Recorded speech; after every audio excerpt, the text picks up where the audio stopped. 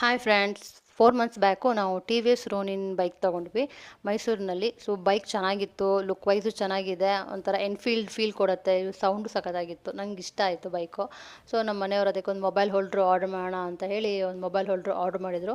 So ನಾವು book ಮಾಡಿದ್ದು ಅಮೆಝಾನ್ನಲ್ಲಿ. So ನಿಮಗೆ ಅಮೆಝಾನ್ ಫ್ಲಿಪ್ಕಾರ್ಟ್ನಲ್ಲೂ ಸಿಗುತ್ತೆ. ಸೊ ನಿಮಗೆ ಲಿಂಕ್ ಬೇಕು ಅಂದರೆ ಕಮೆಂಟ್ ಮಾಡಿ. ಇದು ಲುಕ್ ವೈಸು ಚೆನ್ನಾಗಿದೆ, ಆಮೇಲೆ ಕ್ವಾಲಿಟಿನೂ ಚೆನ್ನಾಗಿದೆ, ನನಗೆ ಇಷ್ಟ ಆಯಿತು. ಸೊ ಅವರೇ ಎಲ್ಲ ಏನು ಇರೋ ಪಾರ್ಟ್ಸ್ ಎಲ್ಲ ಹಾಕೋದಿತ್ತು ಎಲ್ಲ ಅವರೇ ಕೊಟ್ಟಿದ್ದರು, ಸ್ಕ್ರೂಯಿಂದ ಎಲ್ಲ ಕೊಟ್ಟಿದ್ದರು. ಸೊ ಇದನ್ನು ಇನ್ಸ್ಟಾಲೇಷನ್ ಮಾಡೋದು ತುಂಬ ಈಸಿ, ತುಂಬ ಕಷ್ಟ ಏನಿಲ್ಲ. ಒಂದು ಒಂದು 10 ಐಟಮ್ಸ್ ಏನೋ ಇತ್ತು, ಒಂದೆಲ್ಲ ಸ್ಕ್ರೂ ಎಲ್ಲ ಸೇರಿಸಿ ಅಷ್ಟು ಪಾರ್ಟ್ಸ್ ಇತ್ತು ಅದರದ್ದು. ಸೊ ನಮ್ಮ ಮಗನೂ ಬೇರೆ ಮಲಗಿದ್ದ. ಸೊ ಬೆಳಗ್ಗೆ ನಾವು ಅಸೆಂಬ್ಲಿ ಇನ್ಸ್ಟಾಲೇಷನ್ ಮಾಡೋಕ್ಕೆ ಅಂತ ನಾವು ಹೋದ್ವಿ. ಸೊ ಇನ್ಸ್ಟಾಲ್ ಮಾಡಿದ್ವಿ. ಇದು ತೊಗೊಂಡಿರೋದಕ್ಕೆ ಕಾರಣ ಏನು ಅಂತ ಅಂದರೆ, ಇದಕ್ಕೆ ರೀಸನ್ ನಾನೇ. ಯಾಕೆ ಅಂದರೆ ಲಾಂಗ್ ಡ್ರೈವ್ ಹೋಗ್ತಾ ಇರ್ತೀವಿ. ಸೊ ರೈಟಿಗೆ ಹೋಗೋದಿರುತ್ತೆ, ನಾನು ಲೆಫ್ಟ್ ಅಂತ ಹೇಳ್ತೀನಿ, ಲೆಫ್ಟಿಗೆ ಹೋಗೋದಿರುತ್ತೆ ರೈಟ್ ಅಂತ ಹೇಳಿರ್ತೀನಿ. ನಮ್ಮ ಮನೆಯವ್ರು ಬೈತಾ ಇರ್ತಾರೆ, ಸರಿಯಾಗಿ ನೋಡ್ಕೊ ಅಂತ.